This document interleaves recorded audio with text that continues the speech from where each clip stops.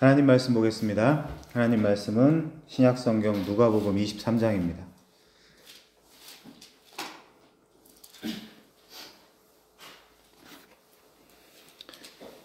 26절부터지만 32절부터 보겠습니다. 하나님 말씀 신약성경 누가복음 23장 32절부터 마지막까지 43절까지 보겠습니다.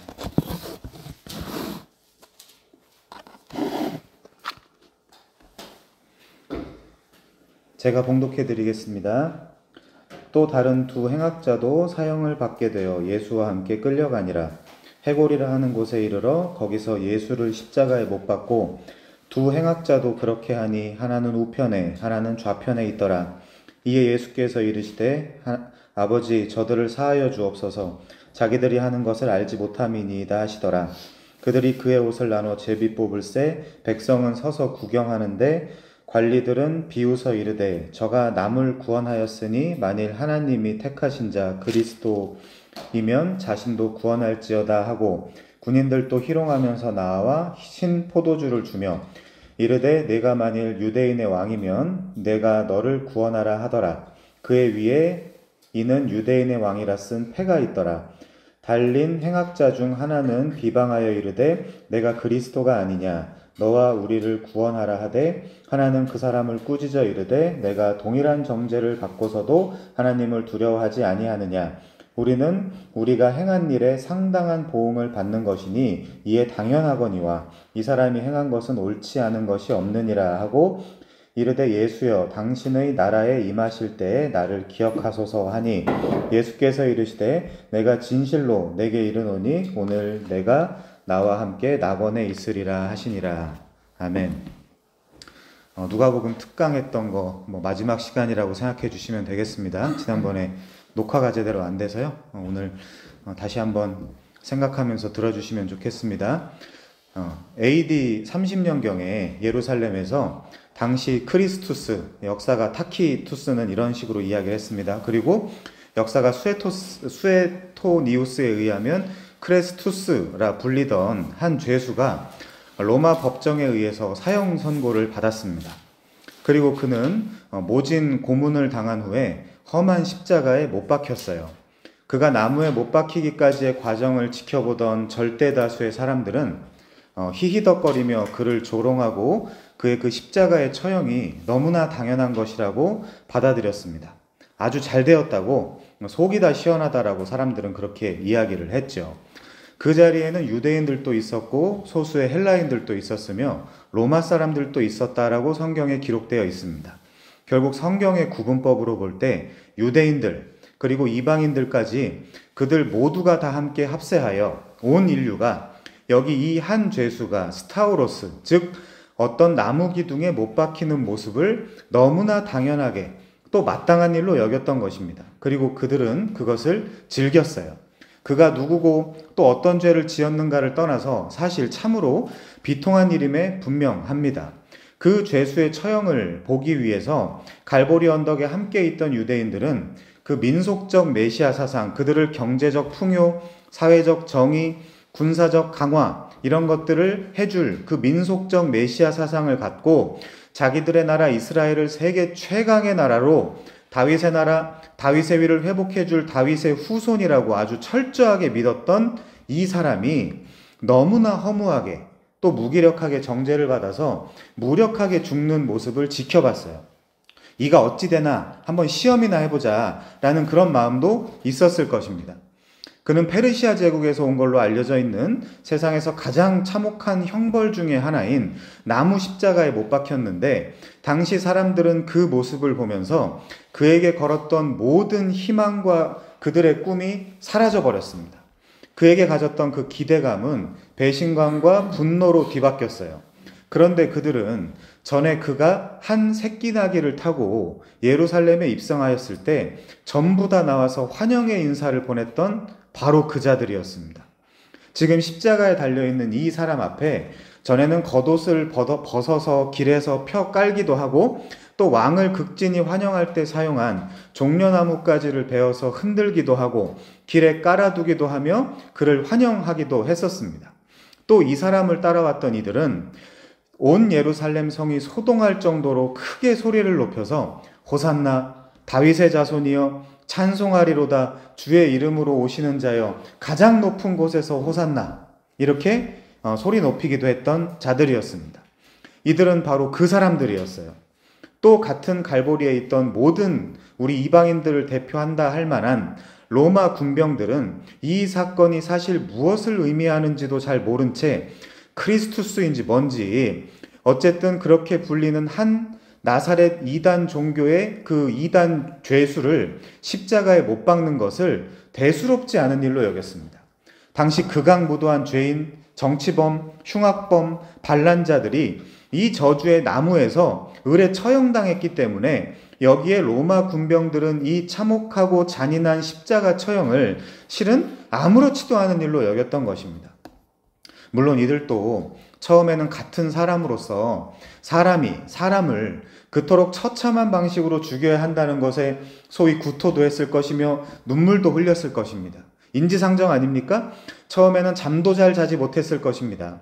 누구라도 어쨌든 자기와 똑같은 한 사람을 양팔을 좌우로 벌려서 동맥이 지나가는 손목의 정중앙에 망치로 못을 박는 그 일이 쉬운 일이겠습니까?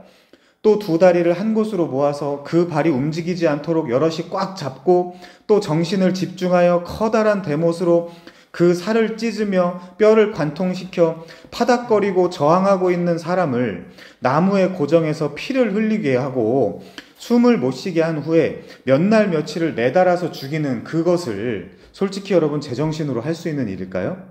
그 대상이 아무리 나쁜 인간이었다 하더라도 말입니다. 그러나 그들은 이제 사람을 죽인다라기보다 짐승을 잡는 것이나 별반 다름없는 행위로 여겼을 정도로 그 참혹한 십자가 처형을 진행하는 것에 점차 익숙해져 갔습니다. 마치 물고기를 회 뜨듯이 기능적이고 기계적인 그런 직업이었는지도 모르겠습니다. 그렇게 횟집에서 생선의 살과 비늘을 벗기는 무성의한 요리사처럼 그들은 그렇게 타인의 끈적한 선혈이 잔뜩 묻은 손을 땅에 흙을 발라서 아무 생각 없이 닦아냈는지도 모릅니다. 또 죄인 하나 빨리 해치우고 가서 낮잠을 자든지 밥이나 먹든지 집에 들어가서 어쨌든 옷과 몸에 튀긴 그 피를 닦아내고 좀 쉬어야 되겠다 라고 이 일을 지극히 일상적인 일로 생각하고 있었는지도 모릅니다. 그리고 그를 못 박아 나무에 매달아 놓고 그 죄수의 옷을 그들은 어떻게 했죠? 제비 뽑아 가져갔습니다. 물론 그들은 그 죄수의 옷을 제비 뽑아 나누어 가진다는 그 의미도 당연히 몰랐던 사람들입니다. 그날 그 자리에 그들이 도대체 무슨 일을 하고 있는지 이 사건의 본질을 꿰뚫을 수 있는 사람은 사실 단 한 명도 없었습니다. 어쨌든 유대인들과 이방인들이 한 자리에서 이 한 신흥 종교의 이단 괴수가 십자가에서 못 박히는 자리에서 실로 처음으로 그들의 마음과 뜻을 하나로 모았습니다. 그들은 그 점에서 모두 공통 분모를 가지게 된 것입니다. 결국 이 세상에 십자가에 못 박힌 그 죄인의 편을 드는 사람은 거의 없었어요. 유대인이든 로마인이든 헬라인이든 이 죄인의 십자가는 아주 우스꽝스럽고 혐오감을 주는 사건이었을 것이 분명합니다. 그래서 그 죄수는 참으로 외로웠을 것입니다. 당시 사람 취급도 제대로 못 받고 아무도 관심도 가져주지 않던 미천하고 비천한 미리암에서 온 마리아라고 불리던 몇몇 여자들 뿐이었습니다. 스디스는 쓴물 같은 인생을 살던 동명을 가진 서로 각각 다른 마리아 그들 몇몇의 여자들만이 이 일에 마음을 쏟을 뿐이었어요. 물론 그들도 이 일이 가지는 절대적인 그 의미는 다 알지 못했겠죠. 이 사건은 당사자에게는 실로 비참한 일이었습니다. 그는 이리 끌려다니고 저리 끌려다니며 세상의 심판과 판단을 다 받았습니다. 죄인이라고 세상이 모두 그를 반대하고 돌을 던지고 침을 뱉고 욕을 하고 그의 얼굴 앞에 다가가서 실로 괴상한 표정과 몸짓을 하며 그를 조롱했어요. 그를 비웃고 그의 얼굴을 때리기도 했습니다. 기둥에 묶어놓고 9가닥 달린 채찍으로 살점이 떨어져 나가고 피가 튀기는 호된 매질을 당하기도 하였습니다. 당시에 채찍은 배에 맞으면 창자가 나오고 등에 맞으면 등뼈가 보이고 몸에 맞으면 살점이 찢겨나가는 채찍이었다라고 고증학자들은 그렇게 말하고 있습니다. 또 세상의 타락 이후 온 세상에 그 저주를 상징하는 가시와 엉겅퀴로 만든 면류관을 억지로 씌우게 했어요. 온 몸이 피투성입니다. 성경은 대제사장들도 서기관들도 장로들도 다 그를 반대하고 욕했다라고 이야기하고 있습니다. 또 지나가는 자들, 그러니까 구경꾼들과 유대인 디아스포라들, 게다가 로마 군병들도 이 사람에게 욕과 저주를 하는 것을 당연하게 여겼다라고 합니다. 자리에 있던 몇몇의 헬라인들도 구경하면서 야, 이는 참으로 이해할 수 없는 정말 미련한 짓이다라고 생각을 했습니다. 그날 아무도 그 누구도 그를 구원해 줄 이는 없었습니다. 그를 걱정해 줄 사람도 없었어요. 그런데 그는 그 사실을 마치 도살자에게 끌려가는 순한 양의 모습처럼 이 현실을 담담히 받아들였습니다. 여러분, 스테인글라스나 이런 인터넷에 그를 그린 그림이 많이 떠돌아다닙니다만은 예의상 사람들이 그 그림 속에서는 그에게 속옷 정도는 입혀주는 것 같아요. 그러나 성경은 그 죄수의 속옷조차도 제비 뽑아서 취해 나눠 가졌다라고 말합니다. 그런데 그것은 그들이 내 옷을 나누고 내 옷을 제비 뽑나이다라는 그 구약의 성경을 응하기 위한 사건이다라고 이야기를 하고 있어요. 그는 실로 세상에서 겪을 수 있는 모든 치욕과 수치, 수욕을 다 겪었습니다. 그들은 그의 소위 우리가 알아듣기 쉽게 이야기하면 수치스럽게도 속옷까지 몽땅 다 발가벗겨서 이리 끌고 다니고 저리 끌고 다니다가 결국 그 상태로 십자가에 못 박고 말았습니다. 그는 유대인들과 이방인들 사이에서 높이 매달려 양팔을 벌리고 더 이상 당할 수 없는 그런 수모를 겪어야만 했습니다. 그런데 오늘 성경에 기록된 대로 이 사건이 벌어지는 동안에 같은 장소에 2명의 강도가 있었어요. 좌우편에. 그런데 그 강도들조차 이 죄수가 십자가에 못 박히고 온갖 저주를 받고 조소와 조롱을 당하며 죽는 것이 마땅하다고 여겼대요. 자기들 꼴은 생각 안 하고 얼마나 아팠을까요? 근데 그 와중에서도 이 죄수는 십자가에 못 박혀 죽는 것이 마땅하다고 아각거렸다는 겁니다. 보통 흉악범들은 자기가 내가 내 인생을 잘못 살았다, 내가 잘못했다, 내 잘못이다라고 이야기한다기보다 세상이 나를 이렇게 만들었다, 나는 재수가 없었을 뿐이다, 나는 원래 나쁜 놈이 아닌데 내가 운이 없었다라고 생각을 한다라고 합니다. 그리고 자신이 잘못 살아온 인생을 사회 부유층이나 자신들의 시각에서 세상 참 편하게 산다고 생각하는 사람들, 그들을 타겟팅해서 그들을 혐오한다라고 하죠. 어쨌든 사회에서 최악이 막장인 그런 이들조차도 이 크리스투스라는 죄인이 죽어 마땅하다라고 생각을 했어요. 평생 사람을 괴롭히고 돈을 강탈하고 사람을 죽이는 일 등의 흉악한 죄를 범했던 이 강도들조차, 세상에서 가장 악한 그들조차 그를 정죄하고 그의 죽음을 당연시했던 것입니다. 얼마나 큰 죄인이었을까요, 그 사람이? 지금 관련된 온 세상이 놀랍도록 한마음이 되어 있어요. 놀랍도록. 세상이 이토록 한마음이 된 적이 있습니까? 심지어 성경은 이날에 전에 정치적인 일로 원수지간이었던 빌라도와 헤롯이 당일에 이 사건 때문에 친구가 되었다라고 이야기까지 하고 있습니다. 여러분, 이 죄수가 누굽니까? 우리가 다 알고 있는 바대로 바로 이에수스 크리스투스, 즉 사람들이 가볍고 때로는 아무렇지도 않게 부르거나 대하는 우리 주 예수 그리스도입니다. 교회에 올 때에도 부르고 기도할 때도 부르고 찬송할 때도 부르고 어려운 일이 생길 때마다 찾고 부르는 예수 그리스도입니다. 말 그대로 인간을 지으신 하나님이 인간 손에 죽으신 것입니다. 그런데 그의 떠나는 모습은 참으로 참혹했고 비참했으며 흠모할 만한 그 어떤 것도 없었습니다. 이 예수의 떠나시는 마지막 모습은 그가 이 세상에 오실 때 사실 모든 것이 다 예견이 되어 있었어요. 그의 출생 때에는 그러니까 야곱의 언약의 인도를 받아서 그분을 유대인의 왕으로 떠받들고 경배하기 위해 황금, 모략, 유향, 이게 다 뭐 하는 거죠? 장례용품이잖아요. 이 장례용품을 가지고 찾아온 동방박사들이 있었습니다.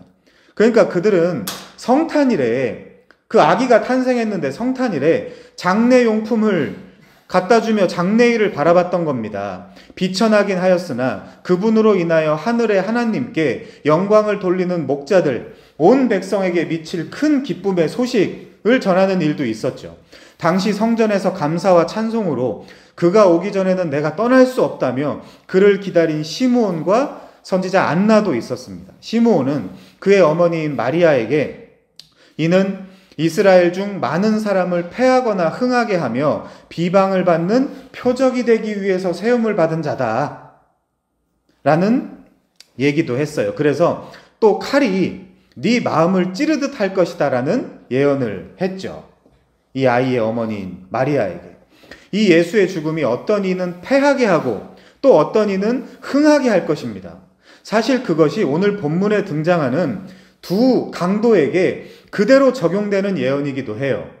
물론 그분은 죽으러 이 세상에 오신 것입니다. 그도 그것을 아주 잘 알고 있었어요. 이분이 떠나실 때 그와 함께한 사람, 서로 가쁜 숨을 공유하며 비탄과 고통의 신음을 나눈 사람은 누구였습니까? 그의 좌, 또 우편에 있던 두 강도들 뿐이었습니다.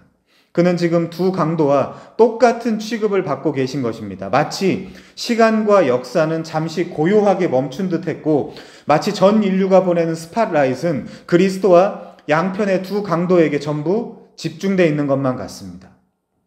사실 그의 아버지 여호와 하나님은 그를 세상에 보내실 때 각별한 보호를 해주셨죠. 요셉과 마리아가 헤어지려고 했을 때도 천사를 통해서 그걸 막으셨고, 헤롯이 바로의 흉내를 내며 2살 미만의 영아들을 학살하고자 했을 때도 애굽으로 피난하도록 인도하셨습니다. 요단강변에서 예수께서 요한에게 세례를 받으실 때는 심지어 이는 내 사랑하는 아들이다 라고 직접 말씀하셨어요. 그리고 공생애를 포함한 모든 시간을 이 아버지와 함께 했고, 아버지 하나님과의 친밀한 그 교제의 끈을 둘은 단 한 번도 놓은 적이 없었습니다. 아니, 영원 전부터 두 분은 절대로 잡은 두 손을 놓은 적이 없는 그야말로 영원의 코이노니아의 하나님이셨어요. 실로 그는 조금의 시간도 아버지와 떨어져 있었던 적이 한 번도 없었던, 그야말로 아버지와의 완전한 연합을 이룬 유일한 분입니다. 유일한 분. 아버지는 그것이 가장 행복했고 아들도 마찬가지였어요. 이 사랑의 열매로서 이 인류를 사실은 낳은 거였어요. 그런데 아이러니하지 않습니까? 삼위 하나님의 사랑의 결과물인 그 인간이 삼위 하나님의 교제와 연합을 깨게 된 것입니다. 인간의 죄라는 것이 사실 여러분 우리는 쉽게 생각할 수 있지만 그렇게 무겁고 무서운 거예요. 아무튼 그가 이 인류의 범죄로 이 세상에서 떠날 때에는 하늘에서 아무런 음성도 그 어떤 보호도 응답도 무엇도 주지 않았습니다.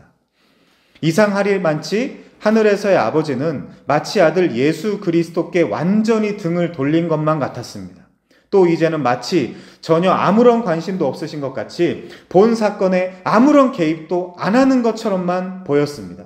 실로 예수님은 겟세마네 동산에서부터 지금의 무대인 십자가 위에 처참한 죄인으로 달리시기까지 하나님의 그 어떠한 말씀도 위로도 그런 것도 아무것도 없었습니다. 기도에 대한 응답도 아무것도 받지 못했어요. 그야말로 아버지 하나님의 일관된 침묵만 있었습니다. 그분의 양 옆에는 이미 예언되어 있었던 것과 같이 오직 그와 지금 동류로 여김을 받고 있는 두 강도만이 함께했을 뿐입니다. 수치스럽게도 예수님은 모두 다 발가벗겨진 채 이 두 강도들과 같이 갈보리 언덕에서 저주의 나무에 달렸어요. 여러분 어떻게 되어 있죠? 하나님은 율법에서 하나님의 저주를 받은 자는 나무에 달리게 될 것이라는 예언의 말씀을 하신 적이 있죠? 맞습니다. 지금 여기 강도들은 분명히 하나님의 저주를 받았어요. 물론입니다. 그들은 마땅히 하나님의 저주를 받아야 돼요. 여러분도 그렇게 생각하고 있지 않습니까? 그런데 놀라운 것은 이 예수님 또한 이 강도들과 똑같이 하나님의 저주를 받으셨다는 겁니다. 결과적으로 이 예수께서도 나무에 달렸기 때문입니다. 그리고 그것은 유대인들의 간교한 꾀였어요. 왜? 대제사장, 서기관, 율법사들을 포함한 유대인들은 그들을 그 나무, 십자가에 못 박기를 원했어요. 그러면 하나님께 저주받은 꼴이 되거든요. 이 예수는. 그래서 그걸 간절히 원했습니다. 자꾸만 인기를 얻어가고 있는 그 예수가 마음에 들지 않았어요.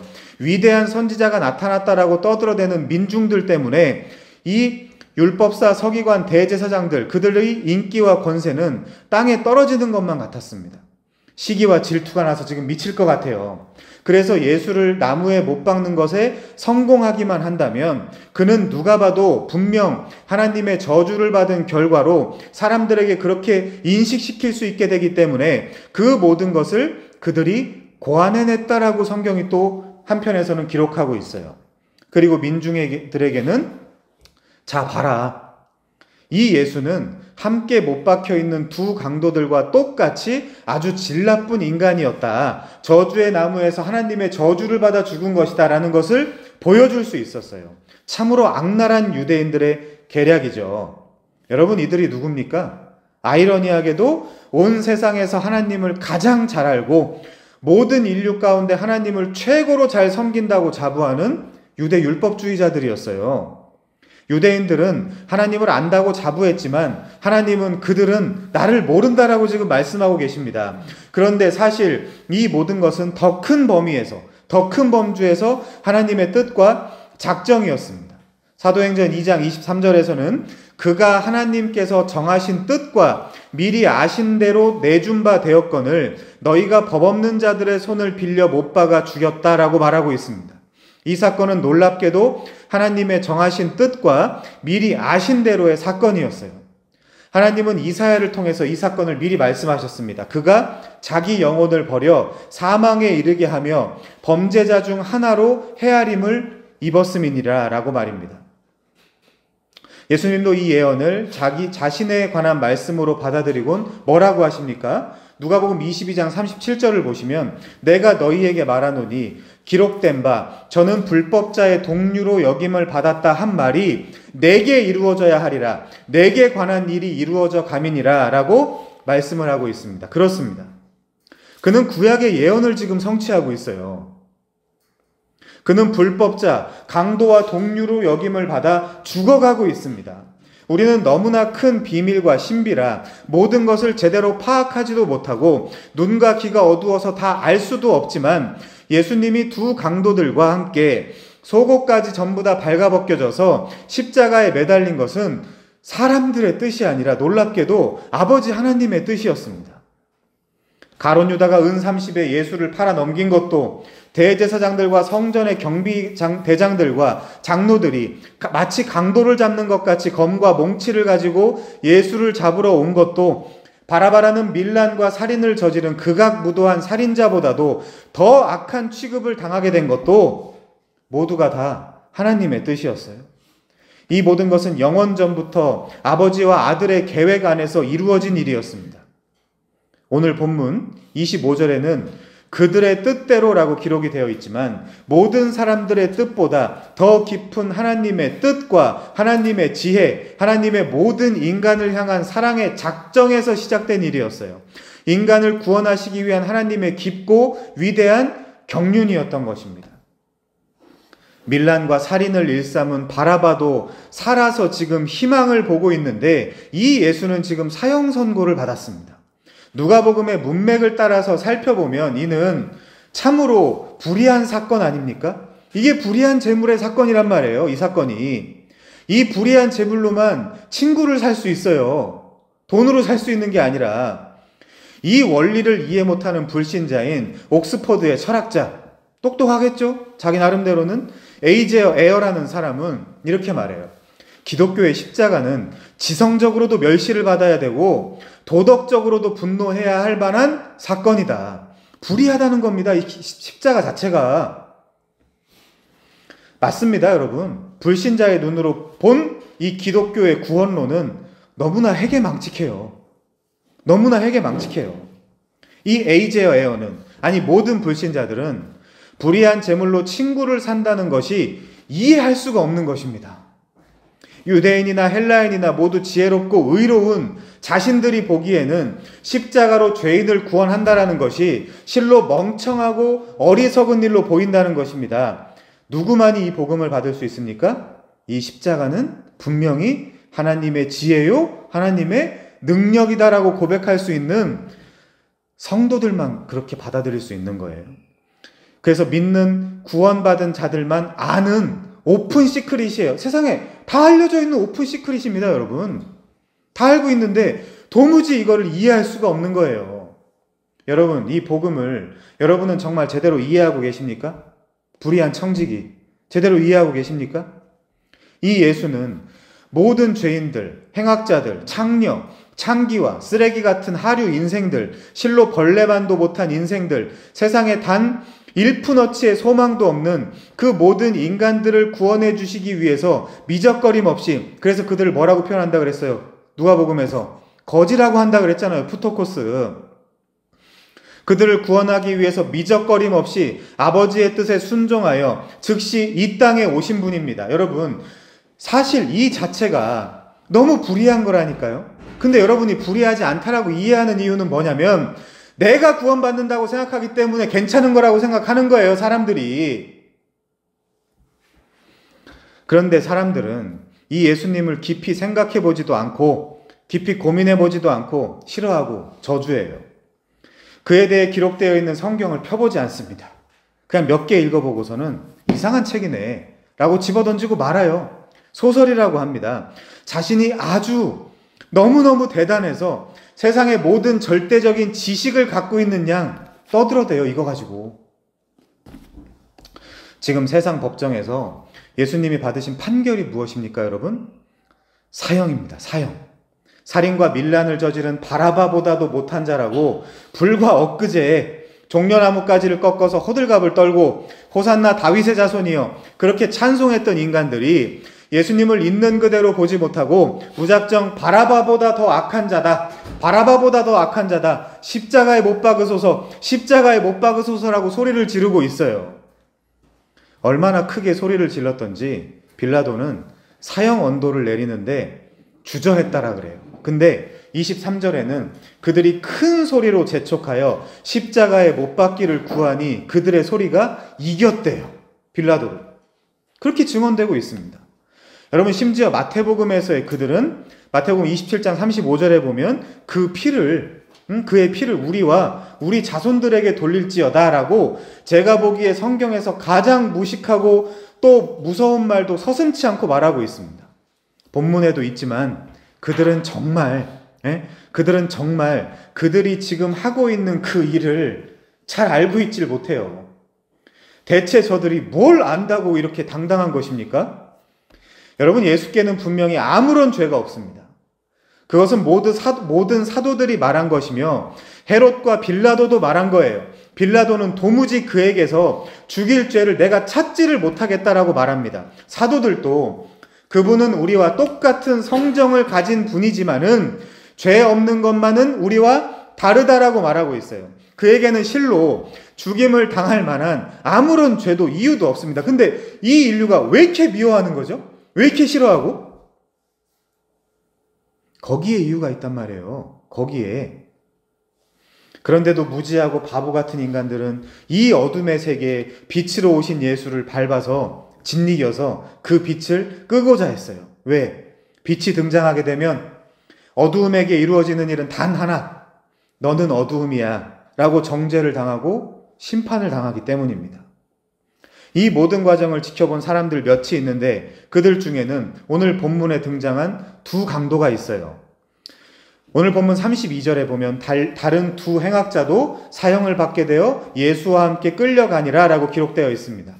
분명 그들도 유대 땅 안에서 강도질을 하면서도 그동안에 예수 그리스도에 대한 모든 소문을 들었을 것이고 어떤 시점인지는 정확하게 알 수 없지만 예수님의 갈보리 십자가로 향하는 그 형벌의 어느 특정한 시점부터는 이들도 함께 했음이 분명합니다. 세상의 가장 말종의 인간들이 세상의 가장 고귀한 분에게 정죄를 하고 있는 꼴, 정죄를 하고 있는 꼴, 정말 이 세상과 똑같지 않습니까? 그래서 성경은 세상을 비추는 거울이에요. 자, 마태복음 27장 44절에서는 함께 십자가에 못 박힌 강도들도 이와 같이 욕하더라 라고 말하는 장면이 있습니다. 또 마가복음 15장 32절은 어떻습니까? 이스라엘의 왕 그리스도가 지금 십자가에서 내려와 우리를 보고 믿게 할지어다 하며 함께 십자가에 못 박힌 자들도, 원어로는 복수예요. 함께 십자가에 못 박힌 자들도 예수를 욕하더라 라고 기록되어 있어요. 아니, 그 아픈데 처음에는 분명 두 강도가 동일하게 예수님을 욕했다라고 말하고 있어요. 동일하게. 여러분, 이 강도들은 이 인류의 모든 일을 상징하는 전체 인류의 상태를 보여주는 거울이에요. 우리도 거기서 출발했잖아요, 사실. 그런데 마태, 마가, 누가, 즉 공간복음의 전체 기사를 종합해보면 아마도 처음부터 이 두 사람은 일치하게 예수님을 욕하고 대적했었는데 시간을 두고 둘 중에 한 강도의 마음속에 예수의 십자가에서의 순환에서의 그 모든 행적과 그 입에서 나오는 말, 그 스탠스, 애티튜드, 그리고 그런 모든 그 시간을 두고 한 강도의 마음속에서, 그리고 그가 했던 그 기도의 내용, 그 기도를 통해서 성령의 감화를 받고 그리스도의 십자가의 복음이 둘 중에 한 사람에게만 스며들기 시작해요. 여러분, 공간복음의 쭉 내용을 강도의 관점에서 읽어보면 그게 읽혀져요. 이 강도가 갑자기 욕하다가 어느 시점부터 갑자기 예수 그리스도를 옹호하기 시작한다고? 그리하여 예수님을 믿을 신앙이 생겨나게 되었다라는 것을 우리는 공간복음의 전체 내러티브를 펼쳐놓고 보면 이해할 수가 있는 거예요. 당시 아무나 십자가에 매달지 않았던 로마법을 비추어 볼 때 십자가에 매달린 이 두 강도는 분명하게, 사람들마다 논쟁의 여지가 있거든요. 나라를 전복하려 했다, 여러 논쟁의 의지가 있지만 어쨌든 분명하게 십자가에 매달릴 만한 악행을 저지른 자들이 분명해요. 당시 철학자요 정치가이며 변론가인 키게로는 이렇게 말합니다. 십자가라는 단어 자체를 로마 시민의 몸에서뿐 아니라 그들의 생각과 눈과 귀에서 멀리 떨어뜨려 놔라. 로마 시민에게서 멀리 떨어뜨려 놔라.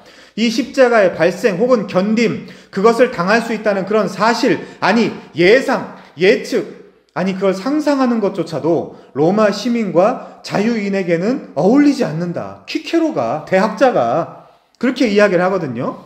그러나 그들은 달렸고 또 그리스도와 함께였습니다. 그런데 두 강도 중 한 사람의 마음에는 어떤 변화가 생기기 시작했어요.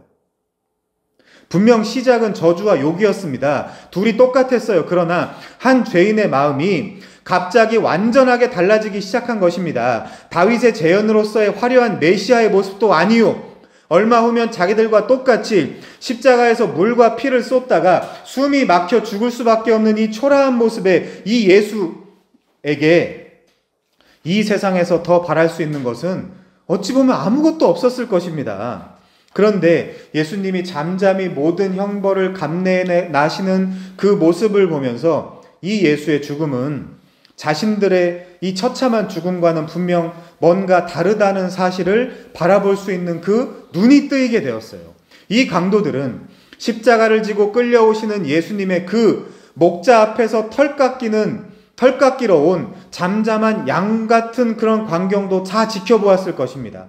나무에 매달린 채로 자신들은 원망과 저주를 퍼부을 그때에도 예수님은 하늘을 향해 조용히 우러르며 아버지, 저들을 사하여 주옵소서, 자기들이 하는 것을 지금 알지 못하고 있습니다라고 하늘을 향해 조용히 우러르며 기도를 하고 있어요. 그것도 다 지켜보았을 것입니다. 예수님의 이 기도, 여러분 한번 생각해 봅시다. 예수님의 이 기도, 저들을 사하여 달라는 예수님의 이 간구, 이 간구가 효력이 있다라고 믿으십니까? 이 기도가 아버지께 상달되었을까요? 그 예수님의 기도 때문에 지독한 죄인이었으나, 그리고 동일하게 예수를 욕하고 저주했던 강도였으나 그들 중 한 사람이, 정확히 말하면 창세로부터 하나님의 은혜의 예정을 입은 죄인 강도 한 사람이 예수의 이 중보적 기도 때문에 중생하게 된 것입니다. 이들이 자신의 잔을 비켜가게 해달라는 기도에는, 아들이 자신의 잔을 비켜가게 해달라는 기도에는 침묵으로 일관하던 하나님께서 비로소 아들의 바로 이 간구에는 응답하셨어요. 이 잔을 내게서 피하게 해달라는 기도는 아버지의 뜻이 아니었지만 이 죄인들을 용서해달라는 간구는 아버지의 뜻에 부합했습니다.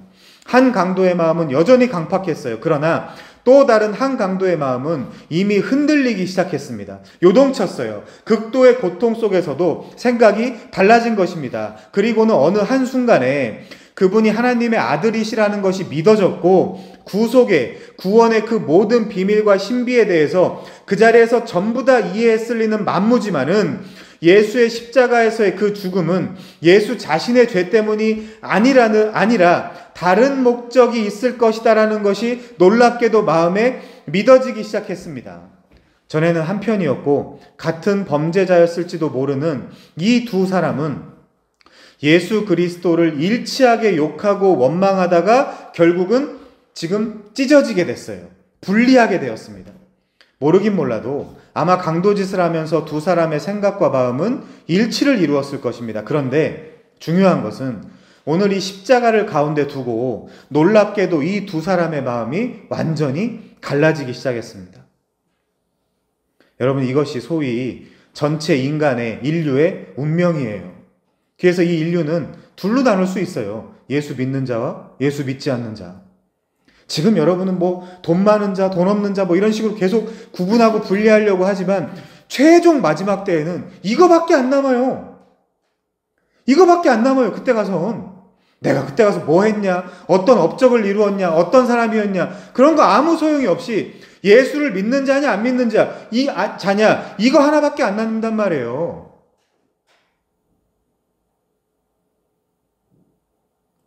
복음은 둘의 운명을 완전히 갈라놔요. 그리고 그 기준은 그리스도의 십자가입니다. 중앙에 서 있는 그리스도의 십자가. 한 강도의 마음은 더욱더 불신앙으로 마음이 굳어졌고 또 한 강도의 마음은 갑자기 흔들리면서 예수 그리스도를 믿을 마음이 생겨났어요. 그 고통 속에서도. 이 사건이 무엇을 말하는 것입니까? 그리스도의 십자가를 중심에 두고 극명하게 갈리는 모든 인류의 딱 두 가지뿐인 현실을 대변하는 것입니다. 이것은 정확히 우리 모두의 이야기예요.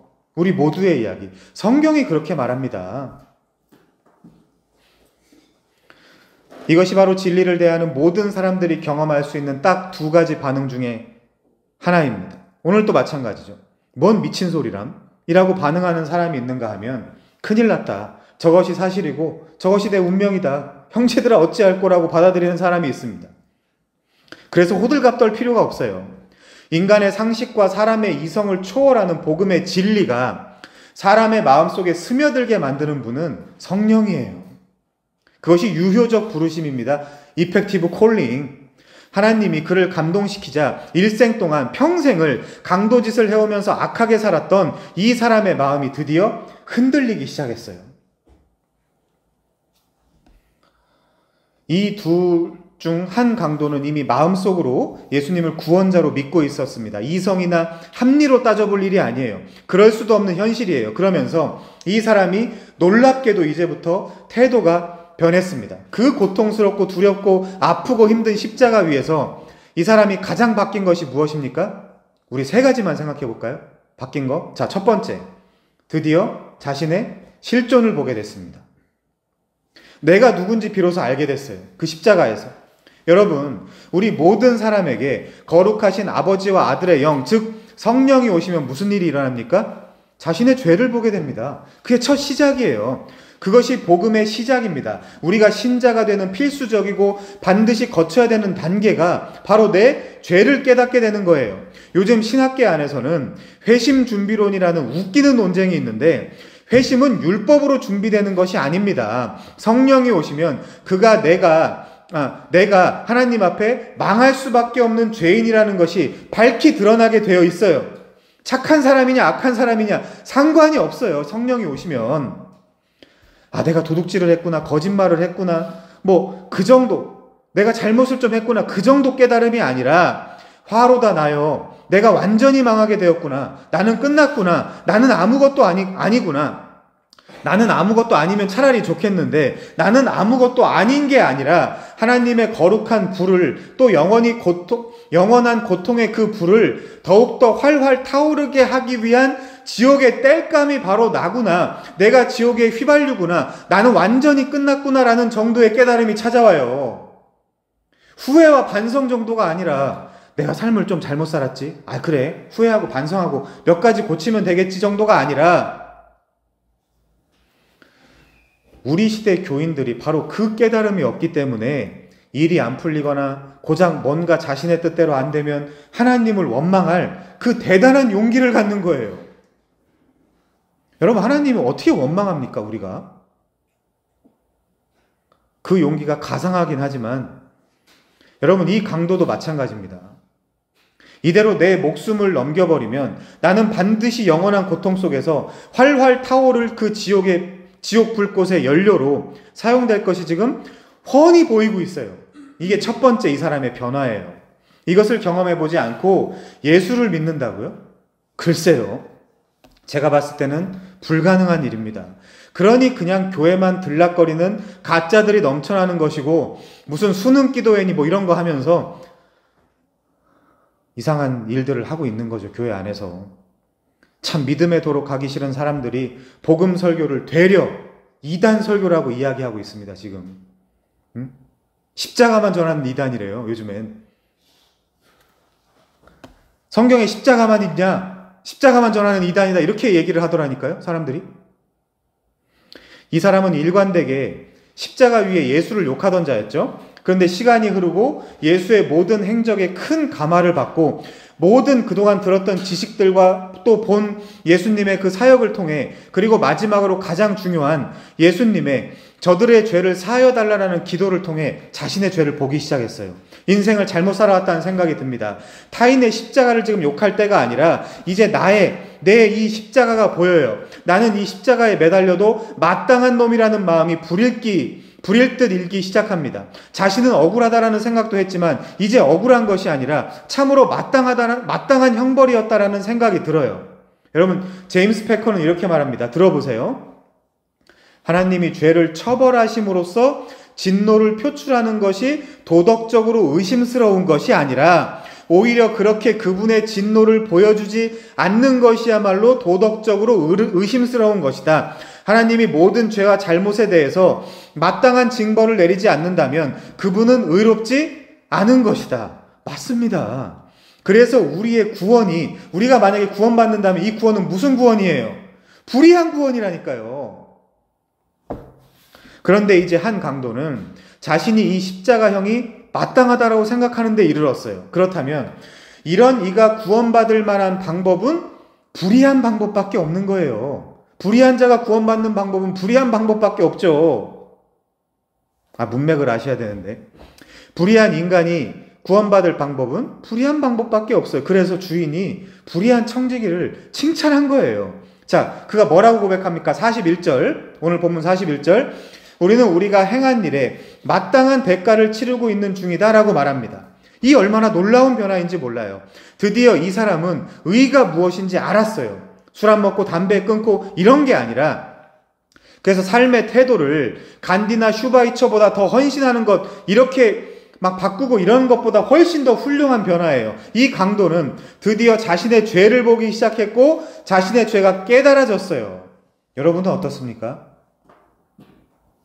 만약 하나님이 너는 십자가에 못 박혀야 할 극악무도한 죄인이다 라고 말씀하신다면 내가 뭘 그렇게 잘못했습니까?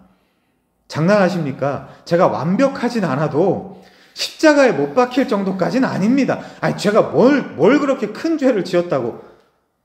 그럴 수 없습니다. 그렇게 반응하시겠습니까? 하나님께? 아니면 맞습니다 하나님. 제가 저를 보니 십자가에 저를 비추어 보니 마땅히 십자가에 못 박혀야 할 죄인입니다. 제가 저 저주의 십자가의 주인입니다. 저 십자가는 제 것입니다. 지옥은 바로 나를 위해 준비된 곳입니다 라고 반응하시겠습니까? 한평생 반역죄만 저지른 이 강도가 어떻게 이런 고백을 할 수 있었을까요? 잘 들으세요. 세상의 모든 사람들은 거룩하신 하나님을 만나면 자연스럽게 자신의 죄를 깨닫게 됩니다. 자신의 그 현실을 보게 됩니다. 언제 복 주냐고 그따위 소리 하지 않아요. 난 교인들이 너무 황당한 게 어떻게 복 얘기를 하죠, 하나님 앞에서? 어떻게 복 얘기를 하죠? 그따위 소리 못해요. 아니, 하지 않고 못합니다. 그런 생각이나 말이 하나님 존전 앞에서 안 나오게 되어 있어요. 감히. 그럼 누가 할 수 있을까요, 그거를? 내가 좀 괜찮고, 난 그래도 좀 복을 받을 만한 그런 사람이지 않나? 그게 성경이 말하는 부자예요. 이 사람이 강도는 십자가에서 스스로의 능력이나 스스로의 시각으로 자기의 죄를 보았기 때문에 죄인이라고 고백한 것이 아닙니다.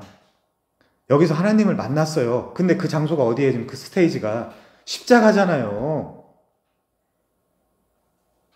이 무대 세팅이 우리에게 적용이 돼야 된다니까요. 그래서 우리가 하나님을 만날 수 있는 장소는 십자가예요. 모리아산에서 여호와 이레도 반드시 나타난다라는 뜻이잖아요. 재물을 바치면 나타난다. 니네 와이프 준비해주고 신랑 준비해준다. 하나님이 준비해주신다. 그 뜻이 아니란 말이에요. 그게 여호와 이래 내 직장을 준비해주시는 하나님.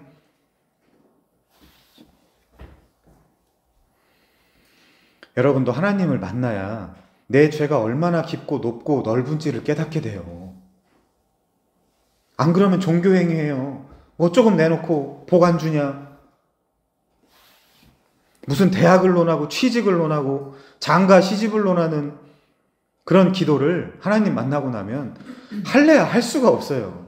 근데 교회만 오면 무슨 와이프를 구하는 100가지 기도 이딴 거나 쓰라 그러고.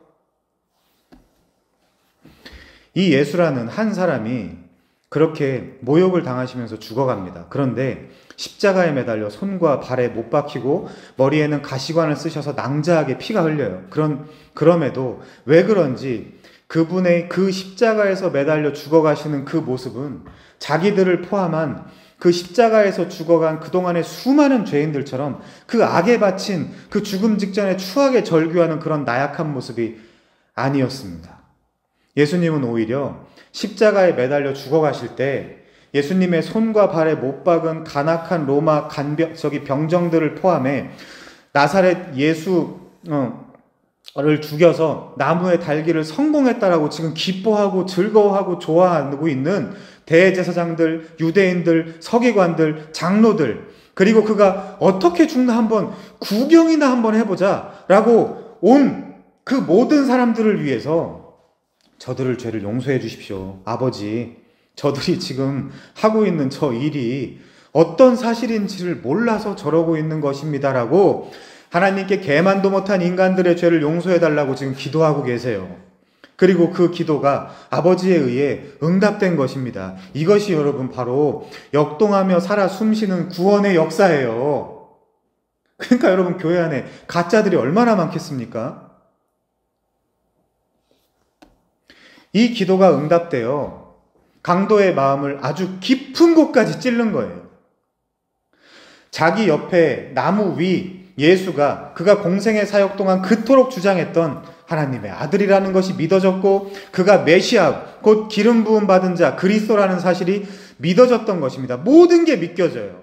이제 모든 게 믿겨져요. 갑자기 그 십자가에 매달려서 그는 실로 그 자리에서 하나님의 아들 즉 하나님을 만난 것입니다. 바로 이것이 하나님을 만난 증거예요.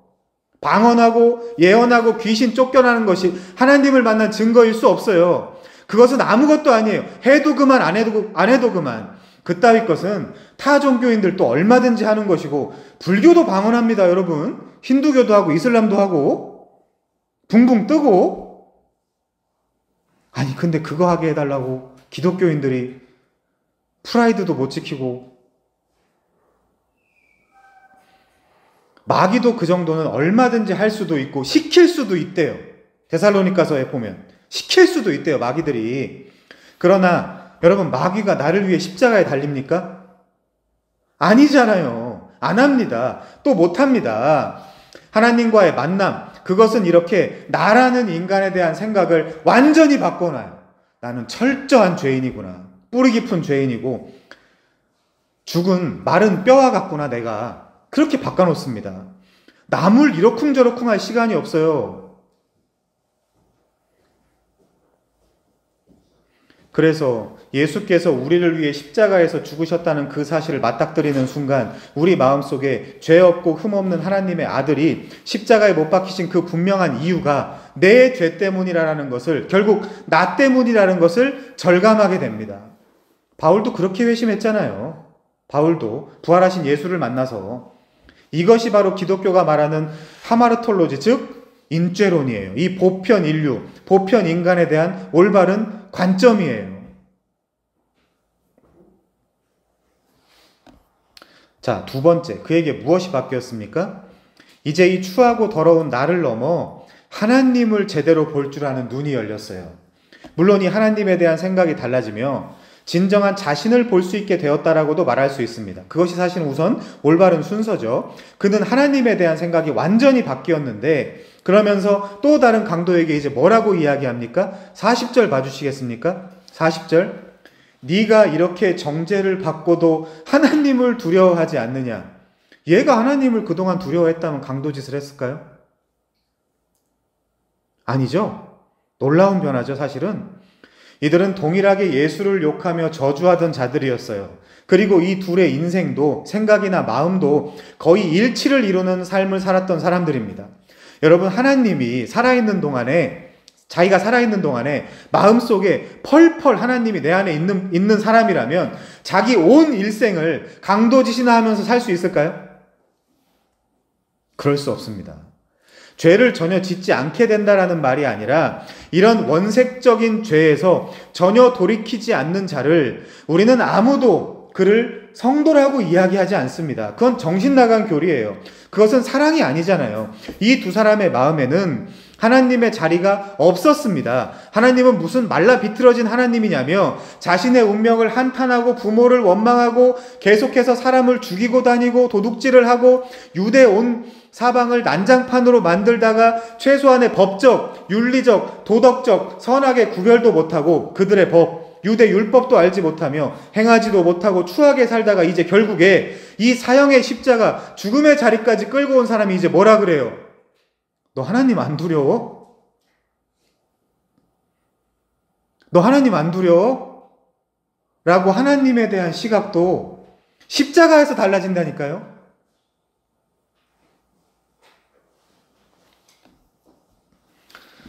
이 십자가에서 못 박혀 죽어가시는 예수님의 기도가 이 강도의 마음을 움직인 거죠. 이 강도는 양팔을 벌리고 거기에다가 벽돌이나 타일을 깨는 그런 정 같은 커다란 대못을 손목에 박을 때 뼈가 완전히 박살이 나고 동맥이 터지는데, 그것도 양손 또 양발에 그 지금 못을 박히고 있는데, 그는 그 고통과 아픔을 참아내며 피로 적셔진 두 눈을 들어 하늘을 우러르며 자기를 십자가에 못 박는 사람들을 불쌍히 여기시며 모든 있는 것을 지금 다 짜내며 진심으로 하늘의 아버지께 기도하시는 예수의 모습을 봤어요. 이것은 말이 되지 않는다. 이 사람은 평범한 인간이 아니다라고 생각을 했어요. 그리고 그분의 기도가 죄인의 마음속에 놀랍도록 적용이 됩니다. 그러면서 내가 그동안 애써 부정해왔던 이 하나님은 살아계시구나. 하나님은 정말 살아계시구나. 하나님은 살아계셨구나. 하나님이 이분을 보내셨구나. 라고 깨닫는 지경까지 된 것입니다. 나를 봤고요. 하나님을 봤어요. 이 강도의 마음속에 하나님이 살아계시다라고 하는 그 사실이 너무나 명백하게 믿어지게 되었어요. 그는 하나님을 만났습니다. 우린 우선 성육신하신 그리스도 예수를 통해서 하나님을 봤고, 그 예수님의 파라클레토스 중보자로서의 기도를 통해서 육신의 눈 너머인 마음의 눈으로, 영의 눈으로 하나님을 보고 그를 믿은 것입니다. 그러니까 네가 하나님을 두려워하지 않는단 말이냐? 라는 말을 지금 처음 한 걸 거 아닙니까? 어디서 했다고요? 십자가에서 했다고요. 우리의 마음은 늘 죄와 더러움에 물들어 있기 때문에 순결하고 신령하신 하나님을 우리의 스스로의 능력으로는 절대로 만날 수 없어요. 예수의 중보기도 아버지의 계획, 성령의 적용과 전달. 자, 여러분, 마지막으로 세 번째. 이 강도에게 어떤 변화가 일어났습니까? 그가 지금 또 무슨 말을 하고 있죠? 당신의 나라가 임하실 때에 나를 생각해 주십시오라고 말하고 있어요. 무슨 뜻입니까? 그에게 하나님 나라에 대한 내세신앙, 재림신앙, 종말신앙이 생겨났다는 것입니다. 어디서요? 또 어디서요? 십자가에서. 여러분, 이 땅에서의 삶이 끝이라면 굳이 예수를 믿을 필요가 없어요. 좀 고생하고 한 80, 90 살다 가면 되죠. 여러분, 이 땅에서의 삶이 끝이라면 이런데 이렇게 나와서 이 휴일에 예배하는 여러분보다 불쌍한 사람이 없대요. 누가? 바울이. 제 얘기가 아니라 바울이. 뭐하러 그러냐? 차라리 술이나 마시고 고기나 먹다가 재밌게 놀다가 그냥 가면 되지. 근데 문제가 뭐예요? 심판이 있대요. 심판이. 예? 심판이.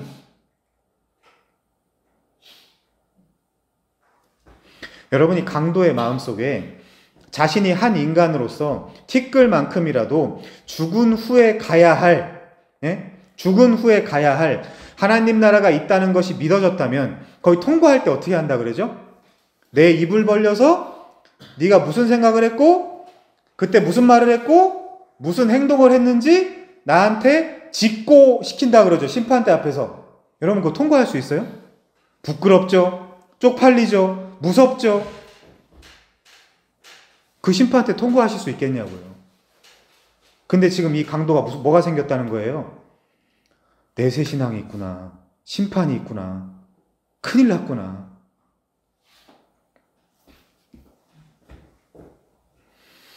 그 하나님 나라가 있다는 것이 믿어졌다면 사람들이 내가 반드시 하나님의 심판대 앞에서 선악간의 심판을 받을 것이라는 그 사실이 믿어졌다면 이렇게 한평생을 강도, 살인, 그런 짓을 하다가 세상에서 감옥한 사형틀인 십자가 위에서 사형을 당하려 끌려올 수 있겠습니까? 이 사람 강도의 마음은 돌같이 굳은 마음이었어요. 영혼의 눈이 어두운 사람이어서 하나님의 모든 말씀을 믿지 않았습니다. 하나님을 만난 적이 없었던 거예요. 그래서 평생을 죽음 직전까지 강도질을 한 것입니다. 그런데 예수님이 십자가에서 그렇게 달려 돌아가시는 모습을 봤어요.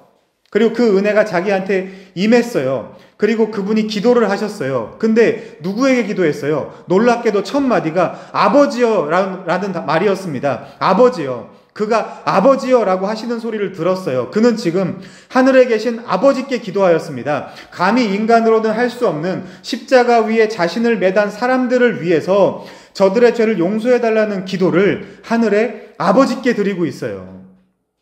그분의 기도를 들으며 아버지 하나님이 계시다는 것, 그리고 저 하늘나라가 있다는 것, 그리고 이 내 옆에 계신 분이 하늘, 그 천국, 낙원에 계시는 그 아버지 하나님의 아들이라는 사실이 믿어진 거예요. 그럼 이가 그럼 누구를 의지할 마음이 생길까요?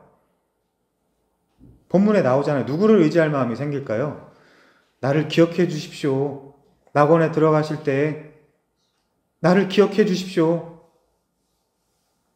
그러니 이제 자신은 여기 십자가에서 매달려서 곧 죽는데 그 죽음 이후에 찾아올 그 거룩한 하나님과의 대면, 하나님을 만나야 된다니까요. 의인의 상태든 죄인의 상태든 전 인류는 하나님의 얼굴을 봐야 돼요. 그 심판이 이제 무섭고 두려운 것입니다. 활활 타는 지옥이 자기 것만 같아요. 자기를 위해 준비된 지옥임을 깨닫고 있어요, 지금.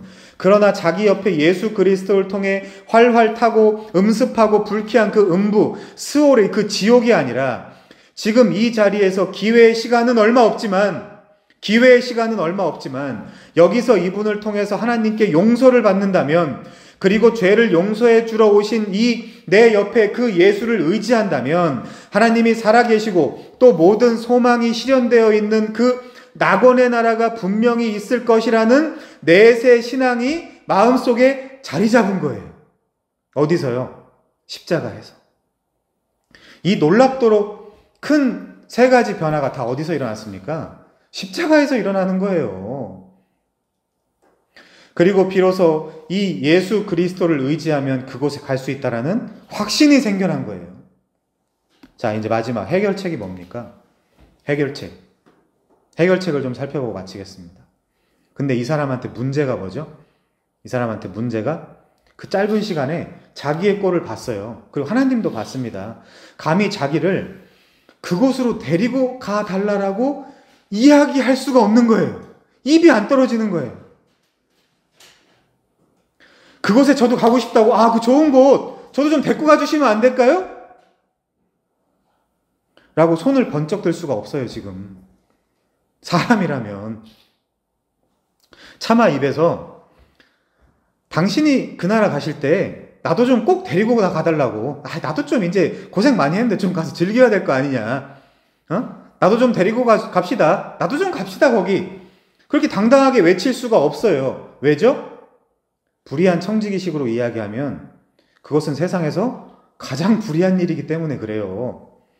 일평생 죄만 짓고 살아온 인간이, 그래서 지금 로마인이나 자유인은 상상도 하지 않는 이 저주의 십자가에 매달린 인간이 거룩하고 어미로우시며 불꽃 같고 또 순결한 너무나 아름다운 하나님 나라에 들어간다라는 그 사실이 자기가 생각해도 이것은 너무나 불의하고 너무나 불가능한 일로 보이는 것입니다. 말하자면 의로운 하나님께 대한 모독이고 불의한 일이에요. 그걸 어떻게 입을 벌려서 그걸 요청을 할 수 있습니까? 그래서 강도는 지금 뭐라고 이야기하죠? 42절입니다. 42절. 당신의 나라가 임하실 때에 나를 무나오마이, 읊조리며 무나오마이, 나를 좀 기억해 주시면 안 되겠습니까? 저를 좀 생각해 주실 여유가 있으신가요? Remember me when you come into your kingdom. 하나님 나라는 1차적으로 가는 게 아니라 그랬죠. 내 안에 오는 겁니다. Come into your kingdom입니다. 하나님 나라는 거기서부터 출발을 해야 돼요. 천국은 우선 오는 것이 아니라 임하는 것이라 그랬죠. 자, 이 죄인이 이야기한, 강도가 이야기한 게 무슨 뜻입니까? 사실상 주님, 아니 주님이라고 불러도 되는지도 잘 모르겠습니다. 제가 감히 당신이 가시는 그 거룩한 나라에 나를 데려가 달라라는 말씀은 차마 못 드리겠습니다. 입이 안 떨어져요. 그러나 나같이 불쌍한 인간, 정말 너무너무 죄송해요. 송구합니다. 이제야 이 비밀을, 이제야 이 신비를, 이 하늘의 복음을 이제야 깨달은 이 참으로 한심한 인간, 부디 제게 베풀어 주실 요만한 그 자비와 은총, 그 은혜가 있다면, 그 은혜와 은총이 조금이라도 남아있다면, 정말 조금이라도 남아있다면 제발 저를 불쌍히 여겨주십시오. 나를 기억해 주십시오. 라는 뜻입니다, 여러분. 하늘을 우러러 당당히, 지금 누가복음 그 연결한 문맥에서 보면 하늘을 우러러 당당히, 부자죠. 나는 다른 사람들, 곧 토색, 불의, 간음을 하는 자들과 같지 않고 이 세리와도 같지 않음을 감사합니다. 나는 1회에 2번씩 금식하고요. 또 소득의 11조를 드리지 않았습니까? 11조 하면 지옥 갑니다, 여러분. 이렇게 얘기하면 처음 오신 분들이 또 오해하실 수 있는데, 하여튼 11조 하면 지옥 가요. 나중에 왜 지옥을 가는지 설명해 드릴게요. 지 잘났다고 자랑이나 하고 있는 한 바리새인이 뭐라 그랬어요? 문맥 속에서 부자라 그랬잖아요. 누가복음 특강 부자라 그랬잖아요. 그래서 그 바리새인의 그 쓰레기 같은 기도가 아니에요. 감히 하늘을 쳐다도 못 보며 다만 가슴을 치며 이르되, 하나님이여 저를 불쌍히 여겨주십시오. 저는 죄인입니다. 라고 한 세리의 기도, 그게 거지죠, 성경에서. 푸토코스. 그런 면에서 세리와 죄인들과 오늘의 이 강도는 공통 분모를 갖습니다. 그러면 이 강도는 지금 누굽니까? 가난한 자죠. 가난한 자. 부자 반대되는, 말하자면 나사로죠. 나사로, 지난 설교로 연결한다면 푸토코스, 즉 뭐예요? 산상수훈식으로 이야기하면 의에 줄이고 목마른 자란 말이에요. 이 지금 강도가. 만약에 여러분 여기 이 자리에 잘 들으세요. 어떻게 이 강도를 인도사는 의에 줄이고 목마른 자라고 말할 수 있습니까? 라고 묻는 사람이 있다면 당신은 복음을 1도 모르는 사람이에요. 예? 구원 못 받아요. 구원은 아무나 받냐고. 뭐하러 이 책을 줬겠어요. 이거 이해하고 구원 받으라는 거 아닙니까?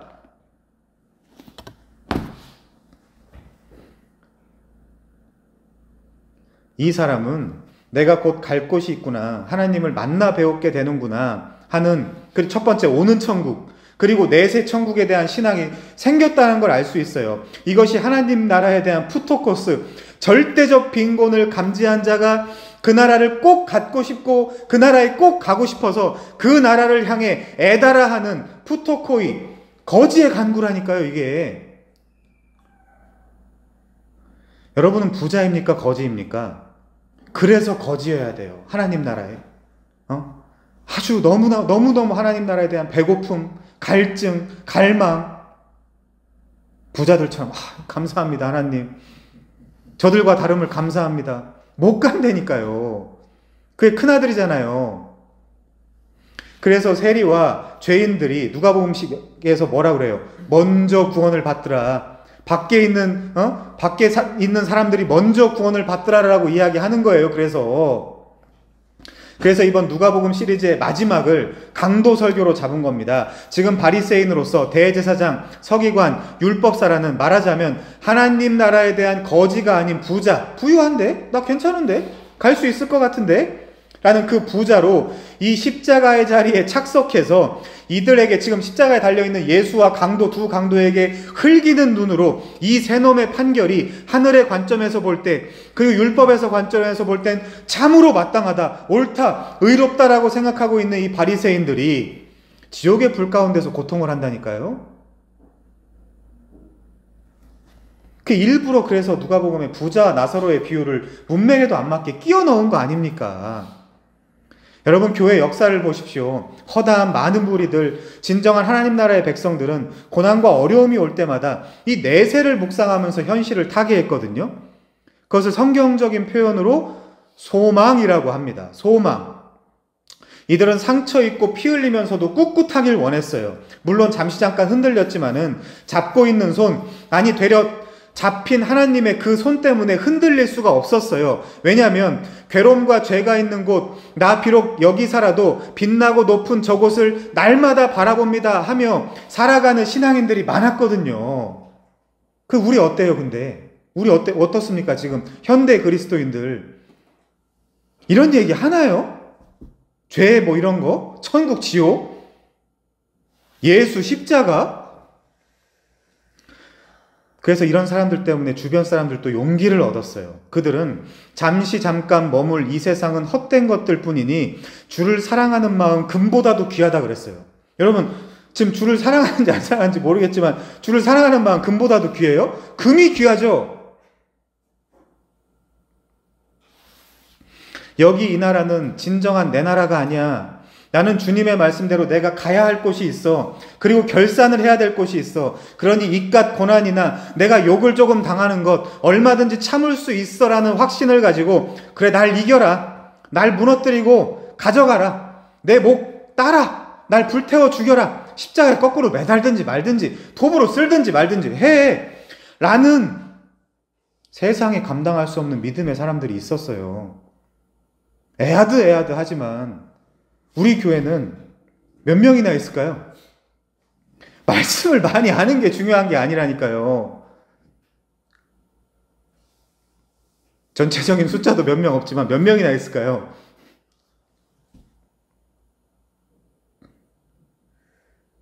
이런 사람들이 교회사에 수두룩하거든요. 우리는 지금도 돈 많은 사람을 라이벌처럼 생각하는 경향이 있지만 이 사람들하고 라이벌하고 싶지 않죠. 하나님을 누가 더 많이 사랑하냐, 이거랑 라이벌하고 싶지 않죠. 우리가 무슨 그리스도인입니까? 그냥 교회나 왔다 갔다 하면서 좋은 얘기나 듣고 성경이나 알고 남들 앞에서 아는 척이나 하고 이제 그러고 사는 거죠, 그냥. 요즘은 도대체 복음을 너무들 잘못 이해하고 있어서 아주 이상한 생각들을 가지고 있어요. 교인들이라고 하는 사람들도. 복 달라는 것입니다. 대학 합격시켜달라는 거예요. 나 취직시켜달라는 거예요. 그냥 가족과 같이 그냥 그게 맞든 틀리든 교회나 같이 다닐 수 있으면 좋겠다. 어떻게 그런 생각을 하죠? 제가 말을 안 할 뿐이지 참 진짜 어떻게 그런 생각을 하죠? 성경에서는 집안 식구도 원수라는데 진지하게 안 받아들이는 거잖아요. 그러니까 복음을.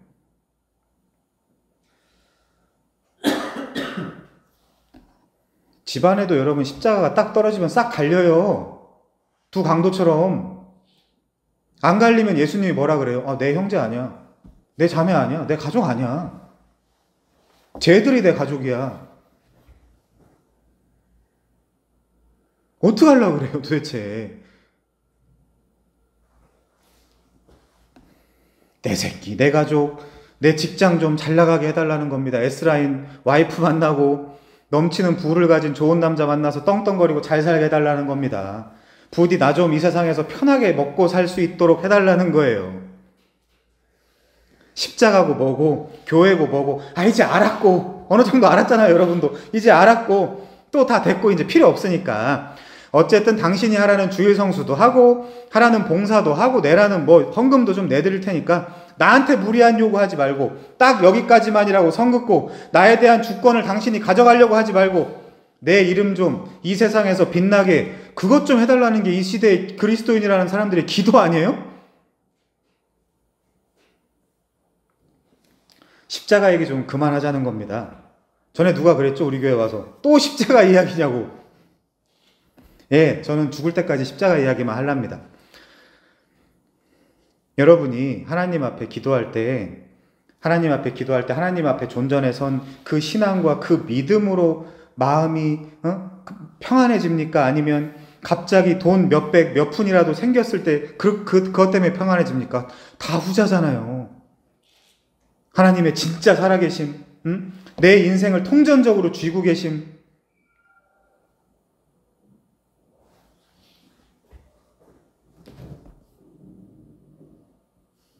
우리가 무슨 하나님의 영광을 위해 삽니까?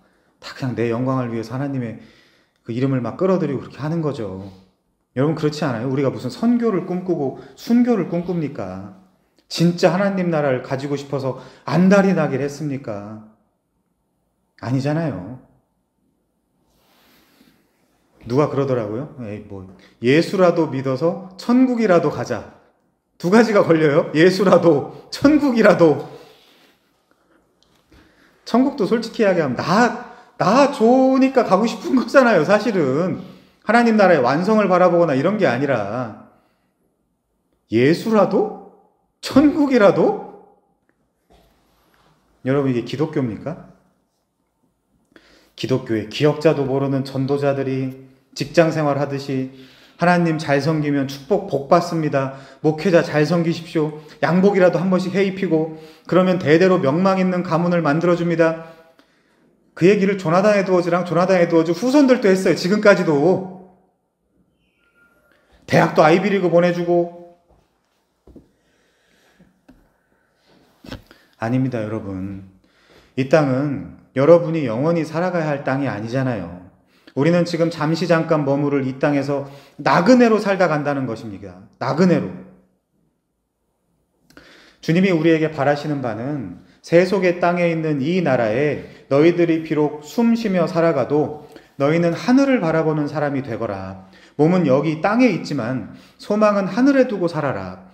조금만 버티고 얼마 후에 우리 제대로 만나자. 얼마 안 남았잖아. 너도 알고 있지 않니? 그리고 그때 내가 너의 모든 슬픔, 아픔, 눈물 다 닦아줄게. 내 아들, 내 딸아. 힘들어도 조금만 힘내라라고 주님이 우리에게 가르쳐 주세요. 그걸 바라보는 신앙을 뭐라 그래요? 그게 내세신앙, 종말신앙, 재림신앙입니다. 우리는 때로 이 세상도 멸시할 줄 알아야 돼요. 이 잠시 지나가는 것들아라고 그렇게 이야기할 수도 있어야 돼요. 여러분 그래서 좀 강해지십시오. 강해지셔야 돼요. 흔들리지 마세요. 우리는 지금 역사상 가장 편하고 부유한 시대를 살고 있어요. 원망, 불평 이런 것들 좀 하지 마시고 그리스도의 십자가로 말미암아 세상이 나에 대하여 십자가에 못 박히고 내가 또한 세상에 대하여 그러하니라. 세상아 나한테 관심 없냐? 그래. 나도 너네 별로 관심 없다 라고 말할 줄도 알아야 돼요. 여러분 이 길이 아무도 가지 않는 길이라고 해서 외롭습니까? 그게 무슨 상관인데요. 주님이 오라고 하시지 않습니까? 주님이. 그러면 그냥 가야죠. 그래서 잠깐 후면 이 무거운 삶의 휘장이 드리워지고 나는 나의 두 눈으로 내 전능하신 하나님의 영광을 뵙겠다. 그게 신자예요. 그게 신자. 그래야 뼈아프게 내 마음에 상처를 준 사람들도 내 삶이 나그네와 같은 인생길임을 마음에 새길 때에 그들을 품을 마음, 용서할 마음, 이해할 마음이 생겨나는 것입니다. 그게 10,000달란트 빚진 자에 대한 비유의 이야기잖아요. 그러면 여러분 어떻게 이런 강도가 말한 당신의 나라에 대한 큰 소망과 갈증과 갈급함을 가질 수 있습니까? 십자가예요. 솔루션은 십자가밖에 없습니다. 예수님의 십자가는 하나님의 사랑에 대해서 말해줘요. 이 십자가를 허락한 분의 나라는 과연 어떤 나라일까 하는 궁금증이 생깁니다. 하나님에게는 인간을 향한 하나님 자신의 사랑에 대해서 이 십자가보다 더 분명하게 말할 수 있는 것은 없어요. 그래서 이 십자가는 하나님 사랑의 최고봉이에요. 우리는 하나님 사랑 표현의 최고봉, 십자가에서 우리 모든 소망을 찾을 수 있어야 돼요. 어쨌든 예수님은 결국 몇 시간 후 스스로 고개를 떨구시고 십자가에서 운명하셨습니다. 그리고 결국 당신의 나라가 임하실 때 나를 기억해 달라던 그 강도도 죽었어요. 그런데 예수님께서는 십자가의 죽음으로 하늘을 향해 열어놓은 그 구원의 길에 이 천하의 더러운 강도를 동참하게 하셨어요. 누가복음식으로 말하면 그 모든 빚과 죄를 다 탕감해 주셨어요. 여러분 누가복음의 대주제가 뭐라고 했어요? 죄 용서라고 했잖아요. 한번 찾아보세요. 7장 47절, 48절 거기 보면 이렇게 나와 있습니다. 그의 많은 죄가 사하여졌도다. 이는 그의 사랑함이 많음이라. 사함을 받는 일이 적은 자는 적게 사랑하느니라. 이에 여자에게 이르시되 내 죄사함을 받았느니라. 여러분 그럼 여러분의 죄가 많이 사랑을 받아야 예수님이 여러분을 사랑하는 거 아닙니까? 그러니까 많이 가서 탕감 받으시라니까요. 불의한 일이긴 하지만. 근데 그 불의한 일을 하나님이 어떻게 하신다고요? 칭찬한다니까요. 그리고 그 불의한 재물이어야 친구를 살 수 있다니까요. 그래서 예수께서는 그러면 결론이 뭐예요? 예수님의 결론은 바리새인들은 아직도 흙인 눈으로 바라보겠지만 예수님은 이 강도를 뭐 한 거예요? 사랑한 거예요. 마리아 포함해서 이 강도도 사랑한 거란 말이에요. 그래서 그의 죄를 홀이 하나도 남기지 않고 다 용서하셨어요. 싹 다 그 십자가에서. 그 불의한 일을 지금 예수님이 스스로 감당하셨어요. 죽기 직전 예수님은 이 강도에게 놀라운 약속 하나를 하세요. 뭐라고 말씀하셨죠? 내가 진실로 to tell the truth. 아멘 아멘. 오늘 내가 나와 함께 낙원에 있을 거야. 내가 진짜로 약속할게. 난 믿부신 하나님이야. 나 하나님으로서 약속할게. 너는 오늘 나와 낙원에 있을 거야. 너 나랑 같이 오늘 낙원 천국에 들어갈 거야. 라고 말씀하셨어요. 불쌍히 요만큼만 문화오마 요만큼만 불쌍히 여겨줄 그런 마음이 있다면 저를 좀 생각이라도 해주십시오. 라는 강도의 청원에 낙원을 약속으로 답하신 주님입니다. 이는 결국 공로 없이 믿음으로 부르시는 하나님의 그 위대한 사랑을 이 십자가에서 예수님이 보여준 거예요. 오늘 여러분도 다 가지고 가세요.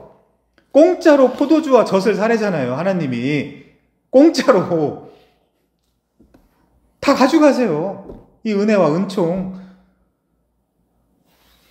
그러니 사람들은 어떻게 반응합니까? 하나님의 복음, 예수 그리스도의 복음을 전하느라고 평생을 고생하고 피땀 흘린 사도 바울은 대저택 같은 데서 호화롭게 살면서 은은 아니죠. 금으로 도배된 그 도로 위에서 하늘나라의 메르세데스를 타고 때로는 구름 담요에 구름 이불을 덮고 쌓이고 쌓여서 더 이상 쌓일 곳이 없는 하나님이 주신 상급을 누리고 즐거워하면서 살 것이라 그래요. 누가? 바울이. 벌써 썩었어요. 이게 마인드가. 썩은 거예요. 이건. 천국 안 왔고요. 그 사람한테 아직 천국이 안 왔고 킹덤 커밍이 아직 안 됐고 천국도 못 가요.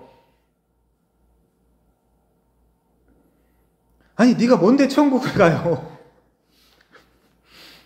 아니 한번 생각해 보십시오. 하나님은 그래 다 용서해 주는 분이라고 하더라도 이런 사람이 천국 가면 거기 천국에 이미 가 있는 사람들이 기분 나빠하지 않겠어요? 아 쟤가 천국으로 온다네? 아 그건 아니지. 우리도 얼마나 고생을 했는데 천국 오기까지. 아 그건 아니지. 그런 생각을 안 하겠어요? 거기 있는 사람들이? 아 물론 장난으로 하는 얘기지만 그리고 오늘의 이 강도는 비록 어쨌든 구원을 받긴 받지 않았냐?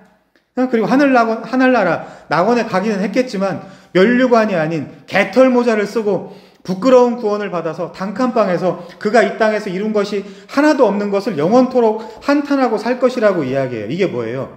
인본주의예요. 이게 천국은 그런 곳이 아니에요. 이런 이야기는 보통 누가 합니까? 그래도 교회에서 일 좀 했다고 하는 사람, 뭐 좀 갖다 바쳤다고 하는 사람, 봉사 좀 했다고 하는 사람, 수고와 애쓴 흔적이 있다고 하는 사람. 그러니까 근데 이제 반대에서는 교회 안에서 아무것도 하지 못했다라고 생각하는 사람들은 고개 숙이고 부끄러워하는 사람들은 상급에 대해서 말하지 못하죠. 그게 무슨 천국입니까? 거기가 아니란 말이에요. 여러분, 착각입니다. 세상에 이렇게 이해하시면 돼요. 세상에 영광스러운 구원은 없어요. 영광스러운 구원은 없어요. 개털모자 구원은 있어요. 다 전부 다. 근데 영광스러운 구원은 사도 바울도 없어요. 하나님의 은혜가 임하지 않았으면 사도 바울도 구원 못 받습니다. 그러다 망하고 죽는 거예요. 세상에 임한 모든 구원이 부끄러운 구원이에요. 바울의 구원도 부끄러운 구원입니다. 그거 그냥 놔뒀다가는 지옥 갈 것을 하나님이 그냥 구원해 준 거예요. 불의한 구원이죠. 그것도 불의한 제물로 산 친구예요. 바울이라는 사람 자체도 개털 모자가 아니라 빵꾸나 모자를 준다 하더라도 우리에게는, 우리 입장에서는 그것조차도 받을 자격이 없는 사람들이라는 것을 여러분들은 명심해야 돼요. 그래야 하나님 원망 안 해요. 하나님 원망 안 하는 비결을 말씀드리면 하나님 앞에서 내 죄를 보는 거예요. 그 내 은혜를 보는 거예요. 내가 받은 은혜를.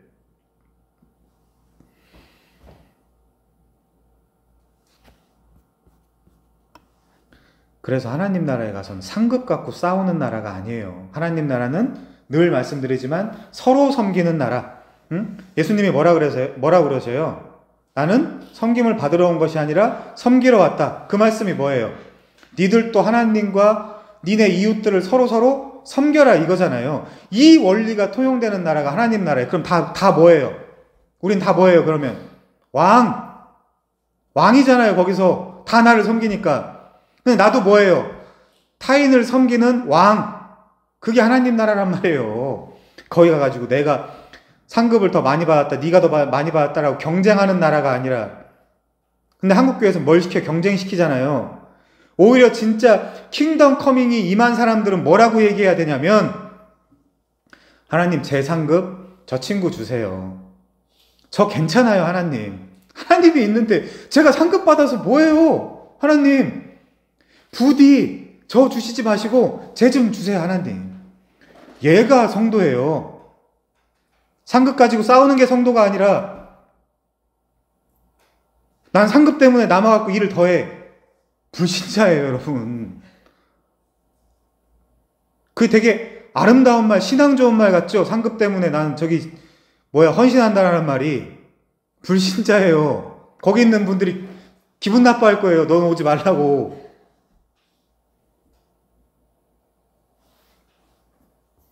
오늘의 이 강도의 스토리가 그런 오해를 많이 받죠. 은혜의 원리를 전혀 모르는 인간들의 지독한 인과율적 관점이죠. 그래서 다른 부류의 사람들은 또 어떻게 가요? 야, 이거 행운인데?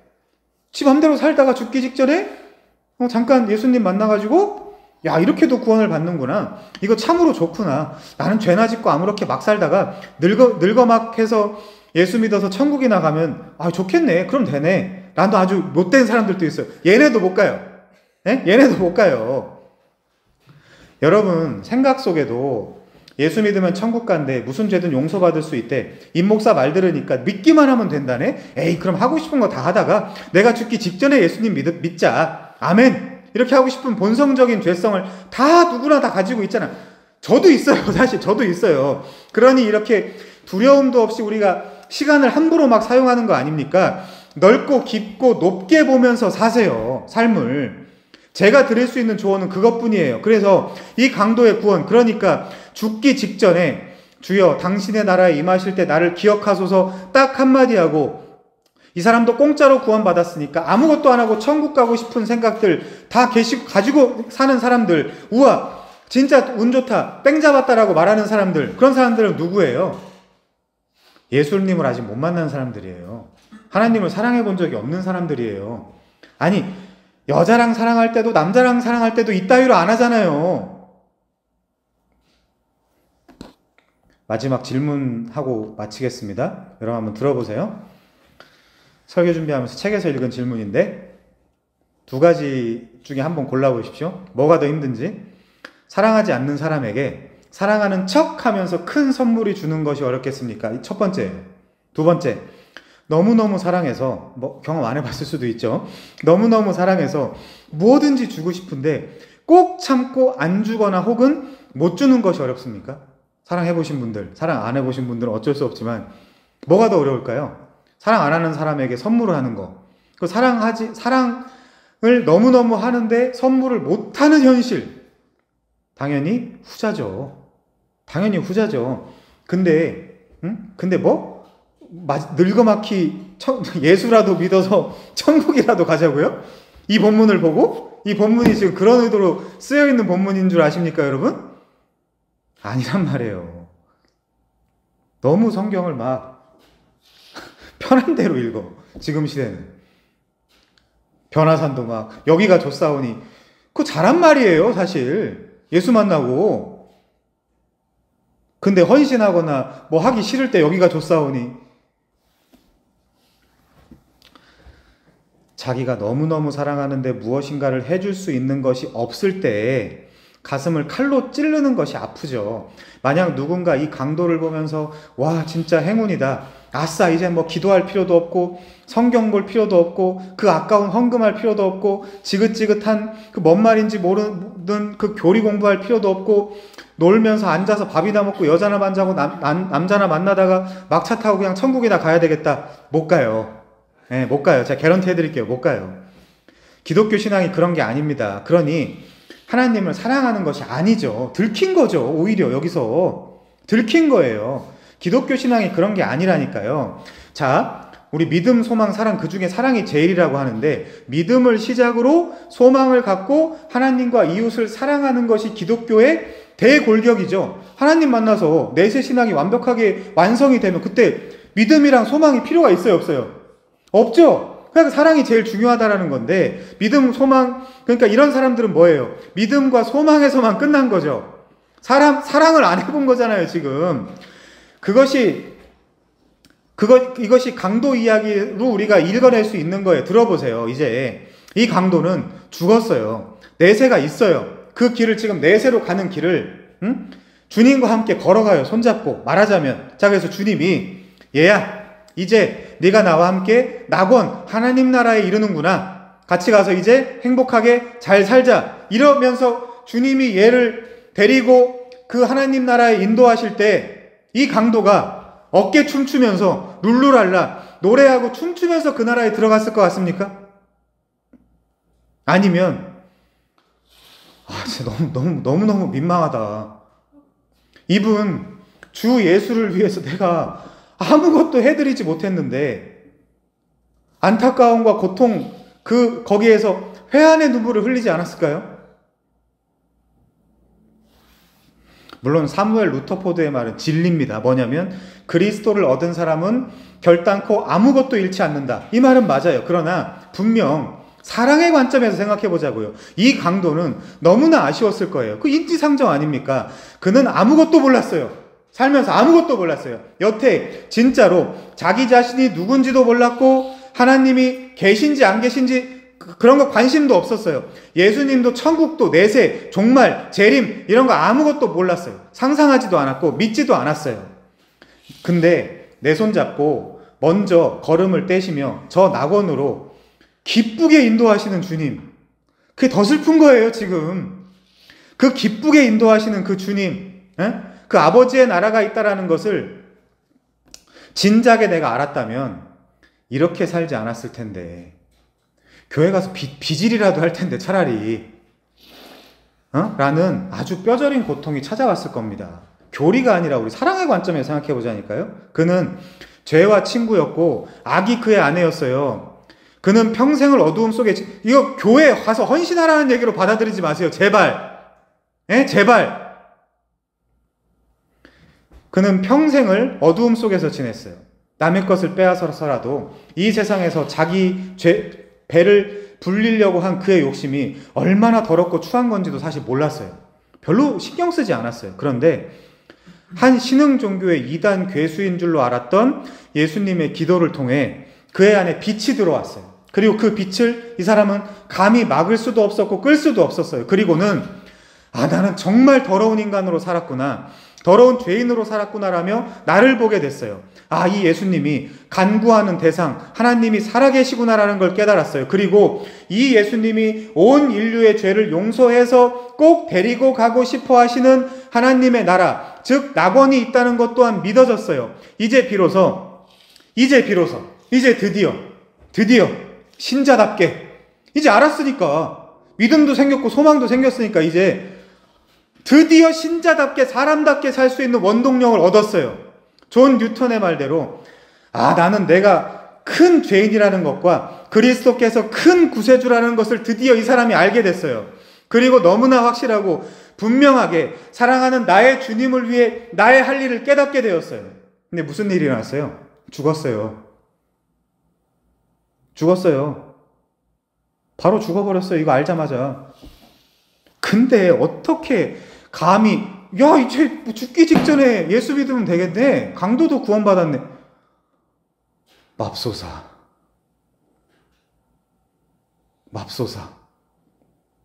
그러니까 하나님 나라, 하나님도 교리로 대하고 있는 거죠, 지금. 이렇게 하면 이런 인풋, 프로세스, 아웃풋이 나오고. 악마예요. 구원 못 받아요. 여기서 친해져야 하나님 나라에 가서도 하나님과 교제하는 거지, 거기 가서 친해지는 게 아니란 말입니다. 기독교 신앙은.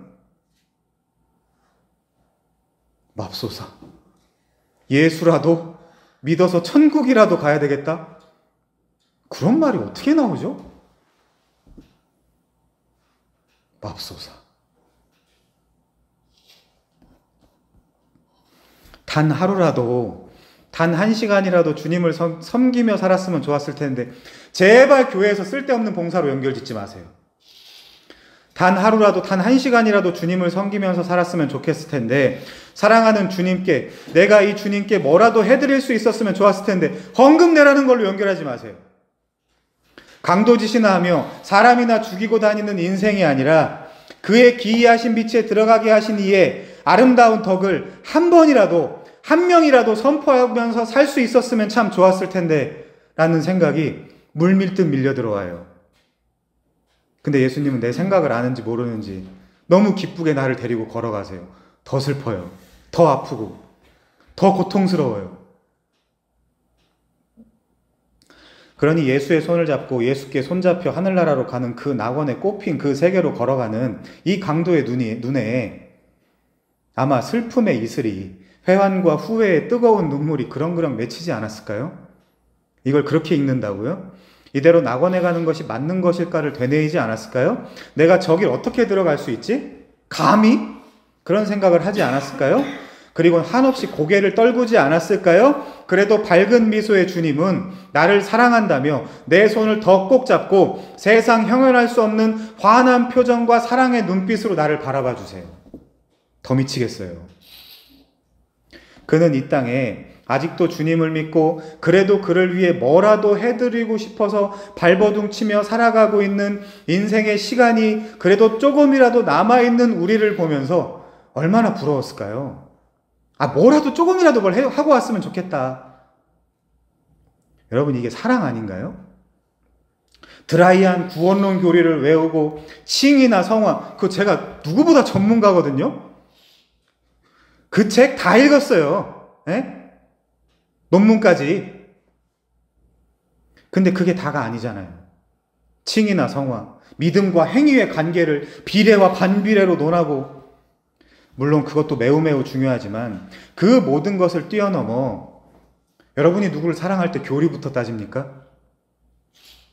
아니면 물불 안 가리고 내 사랑의 대상이 무엇을 원하는가를 때로는 실수하기도 하고 실패하기도 하고 어설프기도 하지만 행동도 하잖아요. 우리 교회도 이제 그럴 때 좀 안 됐을까요? 말도 안 되는 이야기지만 이 강도에게 만약 우리하고 있는 자리를 더도 말고 덜도 말고 딱 한 달만 바꾸자고 그러면 그의 가슴이 얼마나 뛸까요? 설렐까요? 아마 한 달을 더 살 수 있게 된다면, 첫째, 이제는 내 옛 자아와 청산을 하고, 둘째, 신앙으로 살면서 내가 그분과 함께 십자가에 못 박혔었는데 얘들아, 그분은 정말 너희들을 사랑하셨고, 그분은 정말 하나님의 아들이셨고, 십자가에서 살 찢고 뼈 부러져 죽어가면서도 너희를 위해서, 너희들 이름을 부르면서 기도하셨단다 라고 증거하면서 그 한 달이라도, 하루라도 살다가 예수님을 위해 죽었을 것입니다. 그것이 인지상정입니다. 제가 목사니까 여러분 사람들 데려오십시오, 이 얘기 아닌 거 아시죠? 여러분 스스로 복음을 전하라고요. 교회 데려오는 게 아니라. 교회 데려오는 게 어떻게 전도입니까? 주의 죽으심, 장사 지내심, 부활하심을 내 언어로 전하는 게 전도죠. 예수께서 우리에게 바라시는 것이 바로 그것이기 때문입니다. 그런데 그 사람에게는 허락되지 않은 그 날들이 우리에겐 허락되어 있어요. 창창한 20대 그리고 30대의 인생이 있습니다. 삶을 허망한 곳에 몽땅 다 허비하시겠습니까? 예수 믿는다는 여러분이? 우리가 이 땅에 살아있다라는 것이 현실 속에서 대수롭게 여겨지지 않아도, 내 느낌으론 그렇게 여겨지지 않아도 사실은 얼마나 큰 의미가 있는 건지 모릅니다. 그러니 우선은 대단한 것 할 생각하지 마시고 믿음의 첫 발을 떼서, 하나님, 저는 당신을 좀 더 깊게 알고 싶습니다. 그리고 에베소서 5장 10절에 써 있는 것처럼 주를 기쁘시게 할 것이 무엇인지를 시험해 보래잖아요. 11조로 시험하지 말고 주를 기쁘시게 할 것이 무엇인지를 시험해 보래잖아요. 여기 교리가 통합니까? 사랑이 통하죠. 그러니 철저히 젊을 때 공부하시고 실행하십시오. 멋있게 사십시오. 매력 있게 사시고 멍청하게 앉아있지 마세요. 시간을 엑사고라죠. 구속하십시오. 시간을 구하라가 아니에요. 구속하라예요. 원래 원어는. 우리 인생은 일종의 백색 편지지와 같죠. 주님을 향한 내 사랑의 마음을 써내려 가죠. 때로는 뭐 잘못된 것도 쓰고 더러운 것도 쓰고 하지만, 그런데 종이에 여백이 없으면 아무리 할 말이 많아도 그것을 글로 남길 수가 없죠. 라면 먹는 것도 소중하다는 한 목사님의 말씀처럼 그것조차도 우리가 천국을 가든 지옥을 가든 할 수 없는 그날이 곧 찾아옵니다. 얼마 남지 않았어요. 얼마 남지 않았어요. 우리의 인생의 시간이라는 이 편지지는 그래서 참으로 소중한 거거든요. 내게 주어진 시간을 잘 활용해서 신앙이라는 삶을 살아야 되고, 세상과 이 보편교회, 에아드 말고 이 전체 예수 그리스도가 사랑하는 그 하나로 이루어진 그 보편교회를 섬겨야 돼요. 전도해야 되고 선교해야 됩니다. 우리가 살아있다고, 종이가 남아있다고 항상 주를 섬깁니까?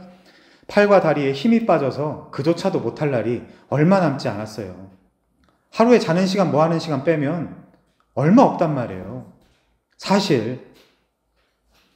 그래서 이 땅에 그리스도인이라는 이름으로 살아있다라는 것이 아무에게나 주어진 특권, 프리빌리지가 아닙니다. 살아있어도 누구의 도움을 의지하지 않고 자신이 사지백체 움직여서 주님의 말씀을 배우고 주님과 기도로 교제하겠다라고, 이 주님을 전하겠다라고 하는 그 열심내는 그 특권을 가진 그 기간이 또 얼마 남지 않았어요. 다 젊으니까 위기감이 없는 것 같아요. 아닙니다. 늘 말하지만 그런 세월호의 그런 처참한 사건, 사고, 이태원 같은 그런 사건들은 누구에게나 일어날 수도 있는 것이고, 예배 끝나고 집에 가다가 미끄러져서 죽을 수도 있는 거예요. 그래서 R.A. 토레이는 이렇게 말합니다. 세상에 수많은 번역 성경이 있지만은 가장 위대한 성경의 번역은 바로 내 삶, 내 인생으로서 성경을 번역하는 것이다. 행위가 뭐라 그랬어요? 하나님의 이 기록된 말씀이 나라는 그 세상에 하나하나씩 이루어가는 걸 행위라 그래요. 그게 행위입니다, 여러분. 그럼 내 종이의 남은 여백분에 여러분 성경을 번역하면서 살아가야 되지 않겠습니까? 오늘의 이 강도를 생각하면서 오늘 우리가 살고 있는 이 하루가 강도가 그렇게 살고 싶어 했던 내일이라고 믿으며 학생으로서, 직장인으로서, 성도로서 그리스도인으로서 내가 무엇을 배워야 되고 무엇을 알아야 하고 무엇을 해야 하는지를 분명히 인식할 줄 아는 우리가 되기를 바랍니다. 마틴 루터의 말대로 그리스도가 바로 어제 죽으셨고 오늘 아침에 부활하셨으며 내일 다시 오실 것처럼 살아가기로 우리 마음에 각인되는 이 강도의 메시지이기를 바랍니다. 찬송가 444장 겟세마네 동산에서 피땀 흘린 주의 기도 십자가의 죽으심도 모두 나를 위함이라 받기만 할 거예요? 내게 주신 크신 사랑 무엇으로 보답할까? 내게 주신 모든 은혜 무엇으로 보답할까? 나의 몸과 나의 마음 내게 주신 모든 것을 주께 모두 바친데도 아쉬움만 남아있네. 내게 주신 크신 사랑 무엇으로 보답할까? 내게 주신 크신 은혜 무엇으로 보답할까? 은혜와 사랑이 안 크다는 거죠. 네, 좋습니다. 다 믿음의 분량대로 살아가는 거니까요. 이제야 비로소 이 삶의 한 자락이라도를 마음속으로 외치며 지나간 삶을 후회하고 또 눈물의 회한을 가졌을 강도를 우리가 살펴보며 우리에게 주어진 시간과 삶과 인생을 소중히 하며 진정으로 가치 있는 삶이 무엇인지를 깨닫게 되는 오늘 시간이기를 바랍니다. 함께 기도하겠습니다.